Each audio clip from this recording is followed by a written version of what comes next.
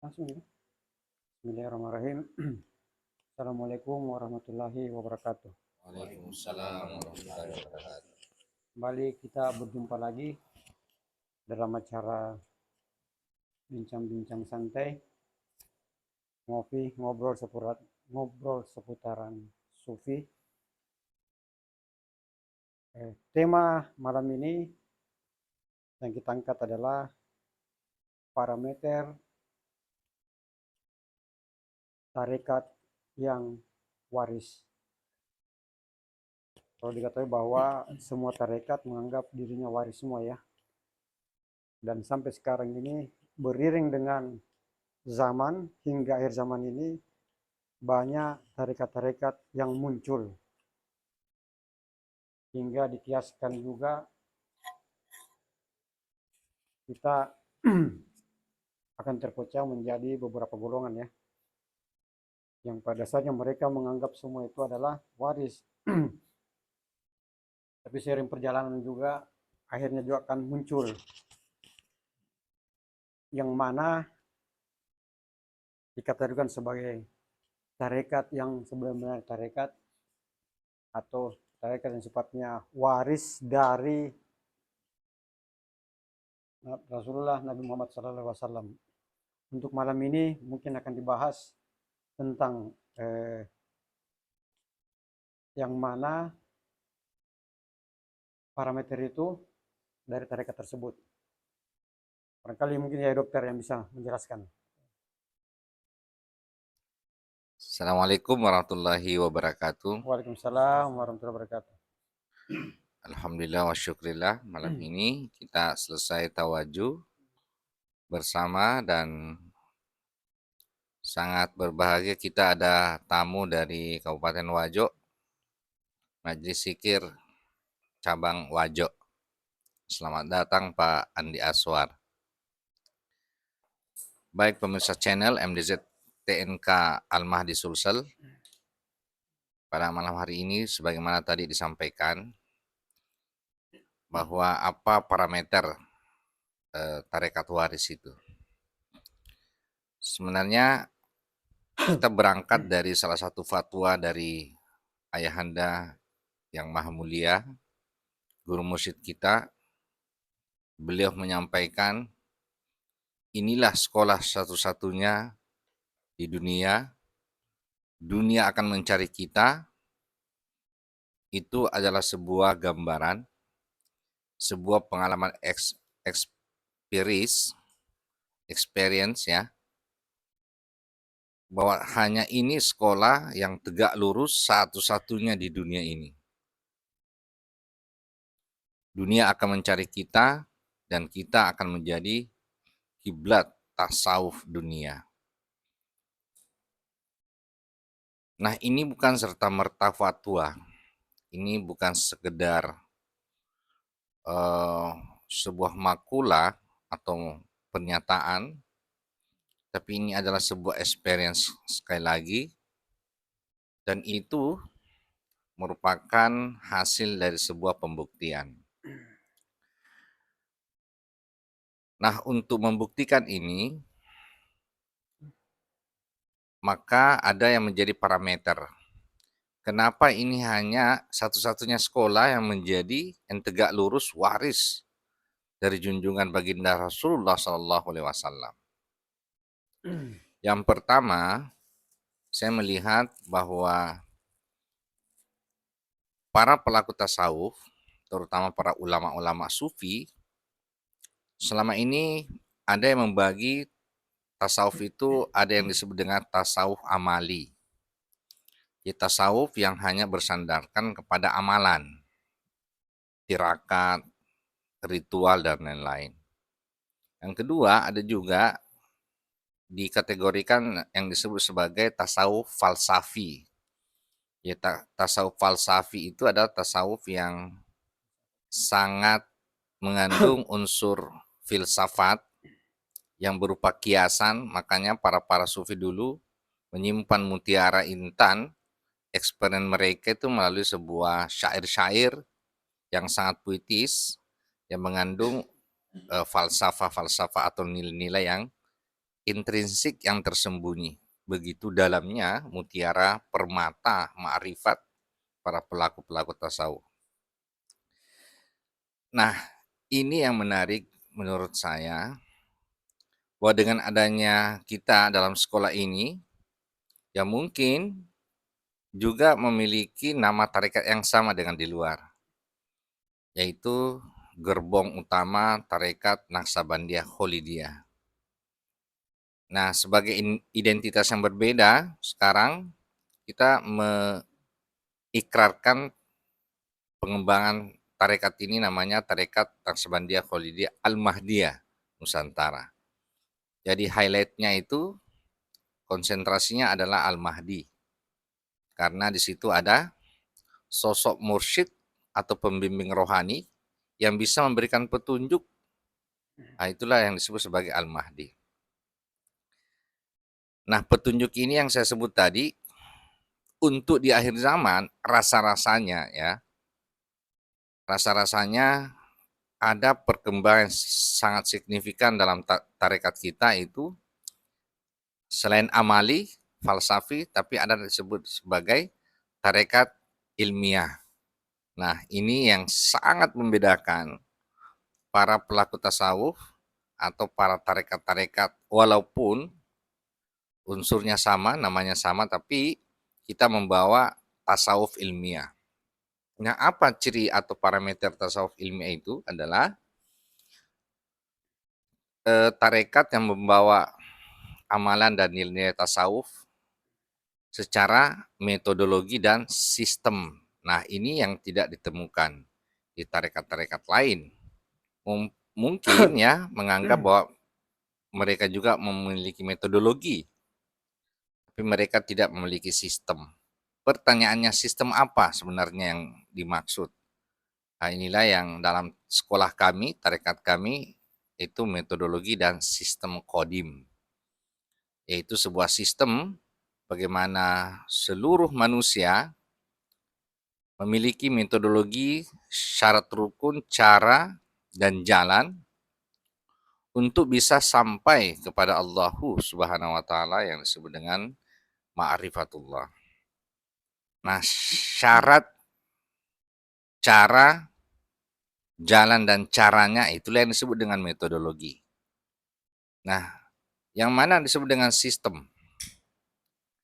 Ya, kalau kita dengan pendekatan umum, sistem itu ada inputnya, ada prosesnya, dan ada outputnya. Nah, itu sistem. Jadi kalau bicara tadi metodologi, kita bicara syarat rukun, berarti itu input. Ketika berbicara proses, berarti kita berbicara cara dan jalannya. Nah, yang menarik, sistem itu kalau sudah mencapai output, nah outputnya apa? Ya kalau dalam perusahaan ya ada produk hasilnya. Nah, inilah yang saya sebutkan tadi, ada petunjuk kodim, ada hasil yang ketika manusia atau setiap jamaah yang masuk dalam sekolah ini, outputnya pasti sama. Karena melalui syarat rukun input, proses, jalan, cara yang sama, yaitu tadi kodim ya, maka hasilnya juga adalah produk kodim.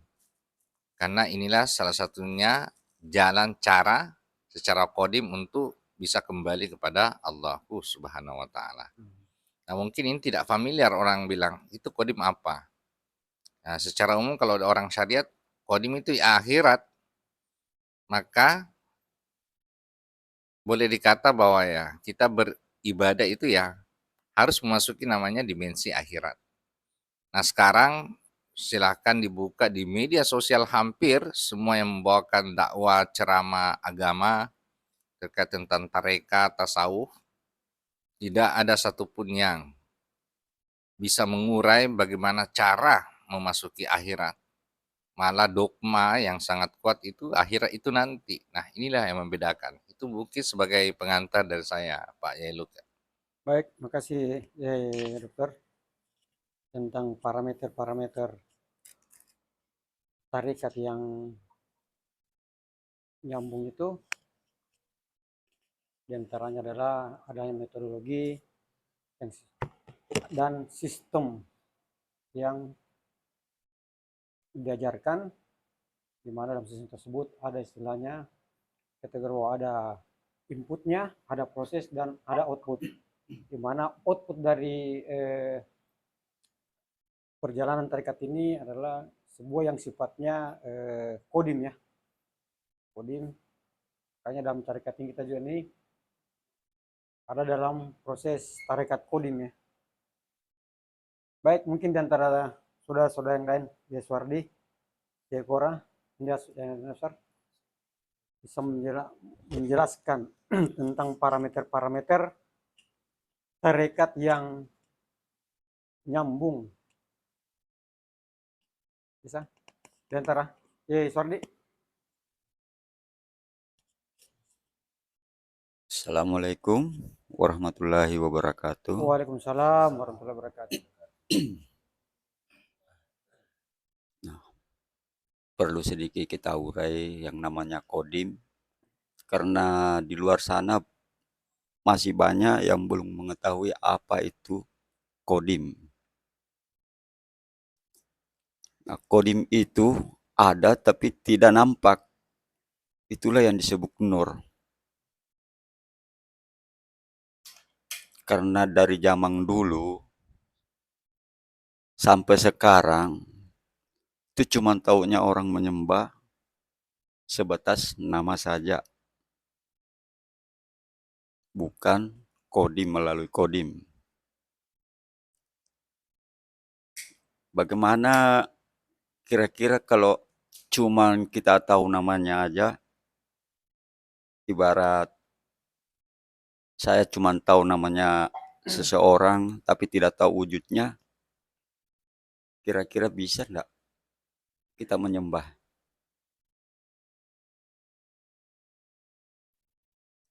Maka itulah pentingnya kita mencari dan menelusuri isi-isi daripada kitab Mushaf. Apa yang dimaksud? Karena semua yang ada di dalam kitab Mushaf itu adalah bahasa Tuhan. Bukan tulisannya, tapi bahasanya. Itu adalah nur. Firman Allah yang disebut kodim. Bukan untuk dibaca, tapi dipelajari. Ibaratnya seseorang masuk dalam hutang yang lebat.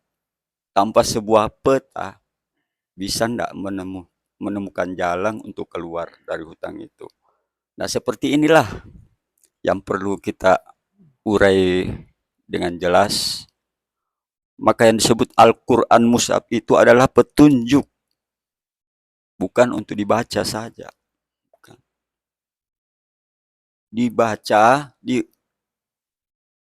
lalu dicari apa makna dari perkataan tersebut. Jangan semata-mata gunakan bahasa Arab aja. Karena itulah yang membawa kalian tersesat dengan kenyataan. Maka perbandingan tarekat-tarekat kita dengan tarekat luar, ya banyak mengatakan waris. Tapi warisnya sampai di mana? Dan mungkin juga kalau kita bertanya, wujud Tuhan itu seperti apa? Ada kira-kira apa ya yang bisa menerangkan wujudnya Tuhan seperti apa di muka bumi ini? Ya mungkin itu aja yang bisa saya uraikan. Mungkin ada saudara-saudara kita, Pak Yaikora, dari Taupi wa Hidayah. Assalamualaikum warahmatullahi wabarakatuh. Baik, makasih Yeswardi atas penjelasan dari Yeswardi. Yang perlu kita tahu bahwa apa yang dijelaskan Yeswardi itu merupakan salah satu proses dalam menjalani proses spiritualitas ya, dalam menjalani tarekat yang kami jalankan. Itu termasuk salah satu proses ya.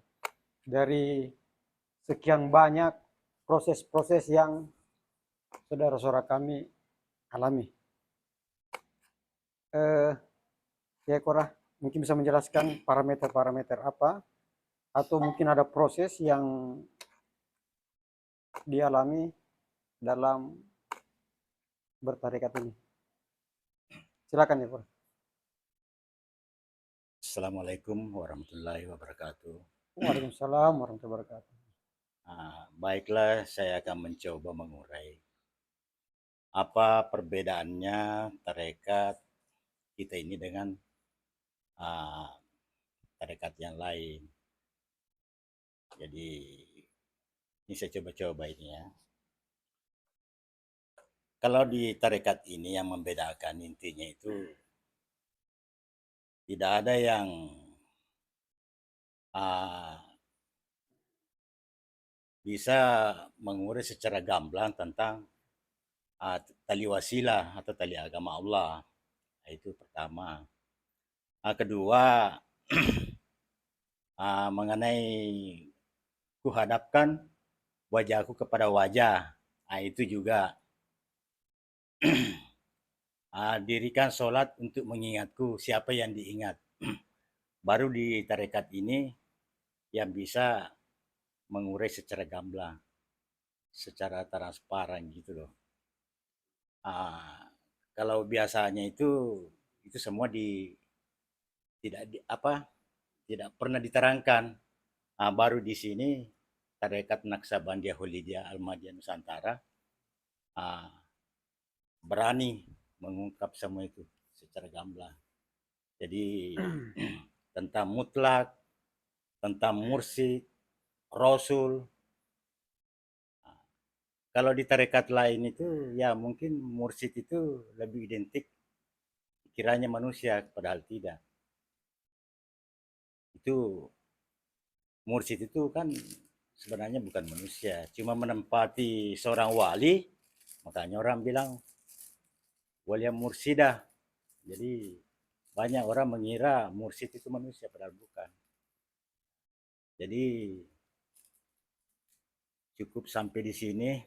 Siapa tahu ada yang ini mohon diperluas lagi. Assalamualaikum warahmatullahi wabarakatuh. Waalaikumsalam. Baik, makasih ya Korah atas uraian dalam tarekat ini yang menjelaskan sebuah proses pencapaian dalam menjalani tarekat ini, diantaranya bahwa mampu menjelaskan makna yang sebenar-benarnya. Dalam istilah orang itu mengatakan bahwa Al-Quran itu memiliki tafsir secara tersirat ya. Apa yang diberikan Yakora itu ya proses perjalanan, sehingga dia mendapatkan kesimpulan bahwa adanya makna-makna yang tersirat dalam bentuk makna kodim dalam menguraikan yang namanya ayat-ayat Al-Quran. Baik, sekarang ini mungkin yang Aswar bisa menjelaskan bahwa apa parameter-parameter dari tarekat yang nyambung. Ya, silakan. Baik.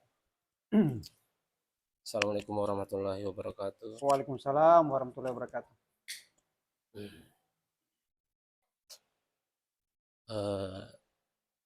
Sekarang ini banyak tarekat, nama-nama tarekat banyak. Otomatis guru-guru tarekat juga banyak. Nah, yang membedakan tarekat yang ada kodimnya dengan yang tidak, atau yang nyambung dengan Rasulullah dan Allah Ta'ala, bedanya hanya di apakah tarekat itu gurunya itu telah beserta Allah dan Rasul atau tidak. Karena kalau enggak, berarti tarekatnya terputus. Nah, guru inilah yang mesti dicari.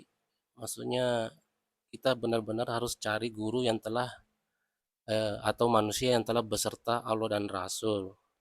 Karena Allah dan Rasul ini kita sama-sama tidak paham. enggak tahu, enggak ngerti. Karena sifatnya mutlak. Nah, di alam relatif, di alam dunia ini, mencari yang kodim mesti lewat relatif juga kan nggak bisa langsung ke kodimnya, karena yang kodim ini dia mewujud di dunia secara relatif, manusia, wujudnya manusia. Nah, bagaimana kita tahu bahwa guru kita itu adalah telah beserta Allah dan Rasul? Nah, karena dia kalau beserta dan Allah dan Rasul, pasti jalannya sama dengan nabi-nabi atau aulia-aulia Allah sebelum sebelum sebelum ini. Pasti jalannya sama. Iya. Nah, nah di situ kita pasti diberikan sistem. Nah, karena murid yang telah berbaiat atau berbaiat diri atau menyambungkan diri dengan guru, itu ada anunya apa ya? Ya ketersambungan dengan Rasul. Nah, caranya itu menyambungkan diri dengan Allah dan Rasul ya lewat guru yang sebagai ulil amri minkum. Nah, kan sekarang banyak masing-masing tarekat menganggap gurunya itu waris, tapi enggak banyak yang menganggap gurunya adalah Rasul. Nah, enggak banyak juga, paling sedikit juga yang menganggap gurunya adalah Allah Ta'ala sendiri. Pasti semua tarekat yang relatif tidak berani menganggap gurunya Rasul, tidak berani menganggap gurunya Allah Ta'ala yang wujud, enggak ada. Pasti hanya tarekat yang waris yang berani menganggap gurunya adalah Allah yang wujud, Rasul yang wujud. Karena Allah Ta'ala yang di dimensi maha mutlak, kita mengenalinya lewat Rasulullah yang dimensi mutlak. Itu bisa dipahami yang di mutlak, karena dia di akhirat masih terbaca oleh indera yang batinia kan, rohania. Tapi kalau Allah Ta'ala yang di maha mutlak sudah tidak terbaca, zahir dan batin tidak bisa baca itu. Nah, bagaimana memahami? Kalau saya bukan Allah Ta'ala itu bukan ditemui. Allah Ta'ala itu hanya dimengerti, dikenali, tapi bukan ditemui. Yang bisa ditemui adalah Rasulnya.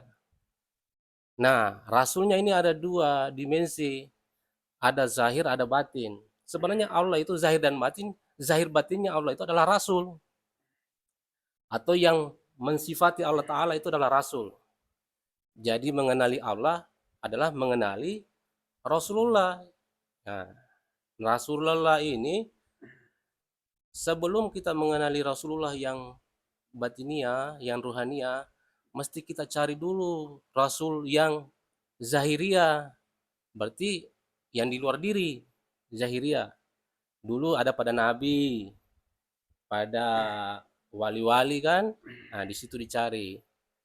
Nah setelah ketemu, kalau memang tarekat waris, pasti diberikan sistem, ada dua sistem di situ.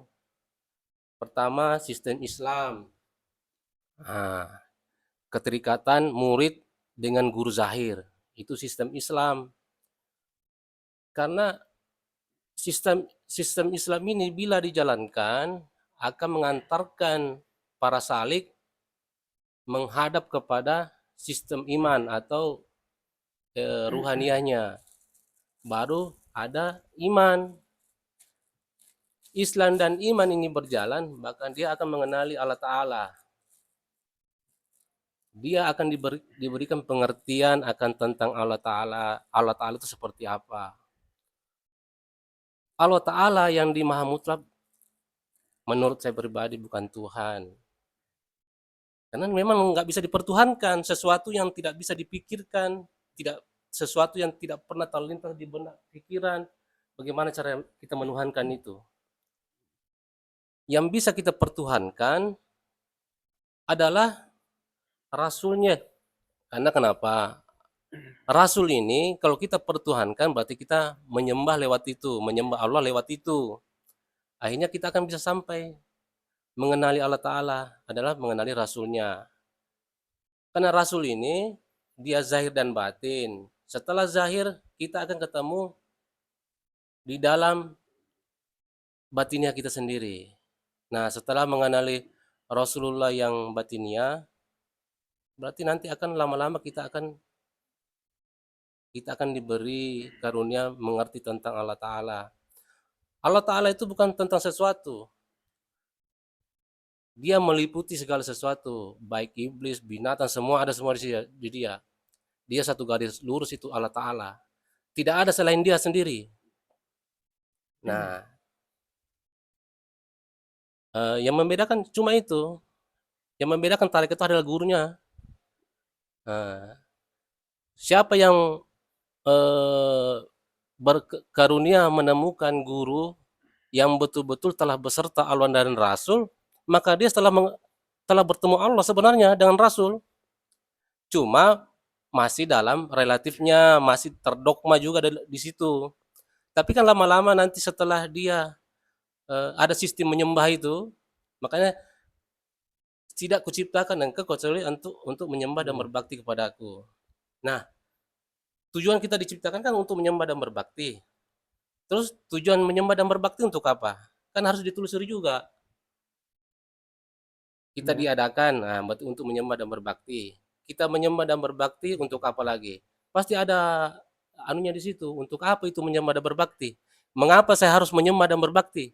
Lewat mana menyembah saya?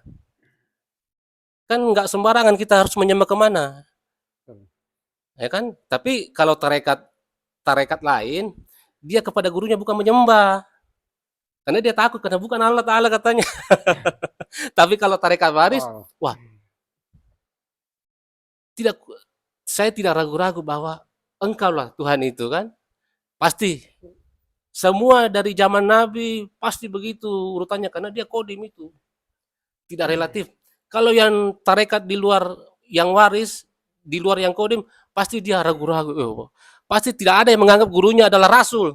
Tidak ada yang menganggap gurunya adalah Ta'ala. Nggak ada. Nggak ada satupun. Karena ada yang berani. Karena kenapa? Dia terhijab. Dia tidak mengenali gurunya. Dia hanya mengenali gurunya sebagai guru biasa. Guru sahih. Nah, dia hanya menganggap gurunya nanti di apa maksudnya? Gurunya ini semua menganggap hanya gurunya itu kayak di apa ya? Dikaruniai oleh Allah Ta'ala dan Rasul. Tapi bukan Allah dan Rasul. Beda kalau tarekat yang waris.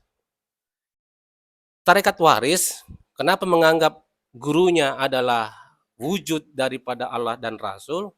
Karena dia mewakili Allah dan Rasul. Jadi kita memandang ke situ, sebenarnya hakikatnya memandang Allah Ta'ala dan Rasul lewat zahir yang itu. Setelah kita memandang Allah dan Rasul lewat zahir itu, kita menyembahlah ke situ. Karena kan itu garis lurus. Berarti kalau kita menghadap kepada zahir guru yang telah beserta Allah dan Rasul, dia sudah 3 in 1 di situ, orang bilang saudara kita Nasrani itu, Trinitas, atau dalam misal Alif Lam Mim, kita melihat yang Allah dan Rasul, Allah Rasul guru atau Allah Rasul ulil amr minkum satu di situ. Tapi itu masih syariatnya. Nah, nanti setelah syariatnya situ kita ditarekati. Ada syariatnya hakikat di tarekat. Nah, tarekatnya mesti waris. Kalau tarekatnya waris berarti gurunya adalah perwujudan dari Allah dan Rasul atau wakil Allah dan Rasul. Hanya lewat pintu itu baru kita bisa mengenali Allah, mengenali Rasul yang zahir dan batin. Begitu, Pak Yai. Oh, makasih Yai Andi Aswar. Uraian yang ngeri-ngeri sedap.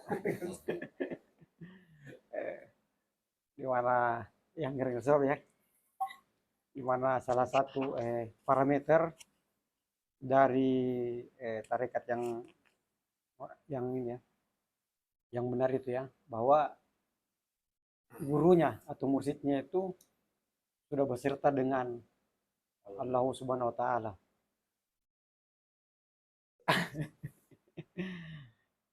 betul itu ya, tentang itu. Bahwa eh, pengejawantahan ya Allah di dunia ini. Ya, wakil. Wakil dari itu ya. Sehingga itu. Jadi termasuk sifat-sifatnya ya. Allah kan memiliki sifat. Dia zahir dan batin. Berarti zahir dan batin itu siapa? Rasul berarti. Sifatnya Allah itu rasul. Berarti tidak pada lain. Allah sendiri. Siap. Kan dia zat ini tidak terpisah dengan sifat. Zat itu pasti memiliki sifat. Nah, sifatnya Allah ini zahir dan batin. Kan ada itu di Al-Quran itu zahir dan batin. Berarti zahir dan batin apa tuh? Kalau zahirnya tuh ya rasul yang manusia itu. Yang batinnya yang mana? Yang tidak terlihat itu. Dia pun nantinya zahir dan batin kepada kita semua. Karena rasul itu sebenarnya rasul zahiriyah, dia membawa tali kodim dari alam yang maha mutlak sampai ke relatif itu, dia menjembatani umatnya untuk menemukan juga itu. Artinya dia memberikan peluang. Istilahnya kalau ada peluang berarti ada kemungkinan dia bisa sampai ke tahap ma'rifatullah itu. Demikian. Baik, makasih uraian ngirip-ngirip sedapnya Yai Andi. Oke, barangkali dari Yai Dr. Umar bisa menambahkan dan menyimpulkan barangkali Yai Ya, dari hasil bincang-bincang ini. Silakan Yai. ya, terima kasih. Ya, alhamdulillah ya, ternyata apa yang disampaikan tadi terkhusus terkait tentang sekolah ini, inilah yang disampaikan dari beberapa jamaah kita yang sangat khas dari sekolah kita itu, tarekat kita ya. Hampir semua menyampaikan segala sesuatunya yang sifatnya praktis. Praktis itu apa itu? Praktek.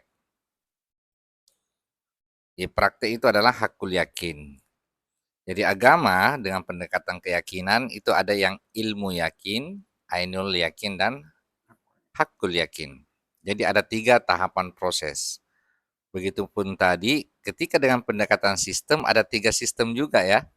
Sistem Islam, sistem iman, dan sistem ihsan.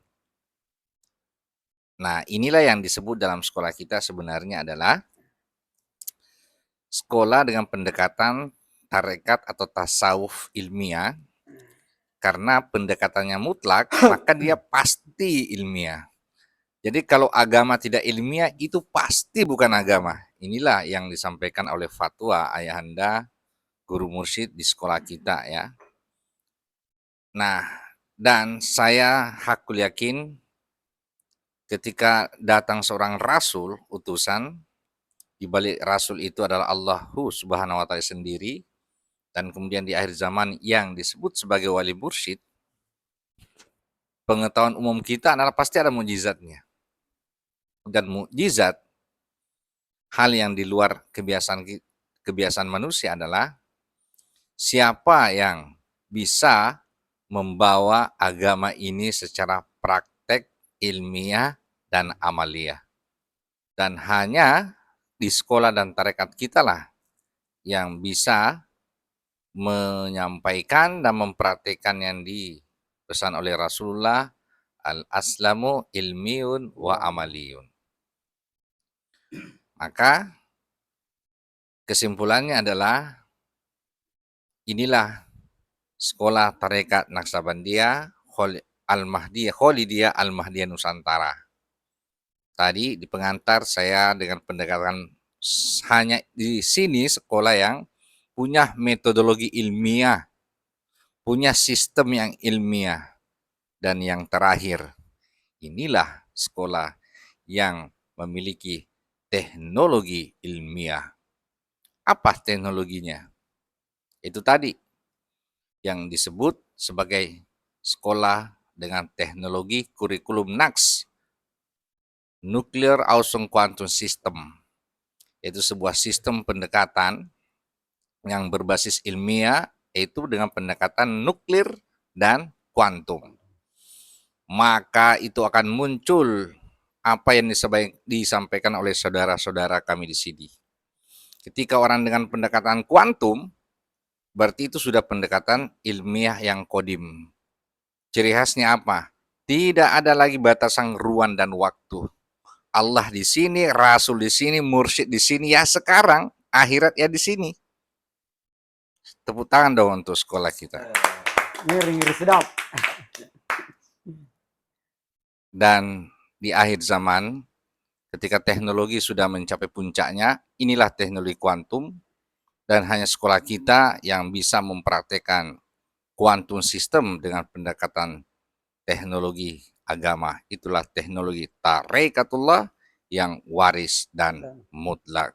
Akhirul kalam, selamat, dan kepada seluruh pemirsa, terima kasih atas atensi, dan apa yang kami sampaikan semoga bermanfaat. Ilahi anta maksudi waridhoka matlubi. Assalamualaikum warahmatullahi wabarakatuh. Waalaikumsalam warahmatullahi wabarakatuh. Demikian kesimpulan dari parameter-parameter tarekat yang waris.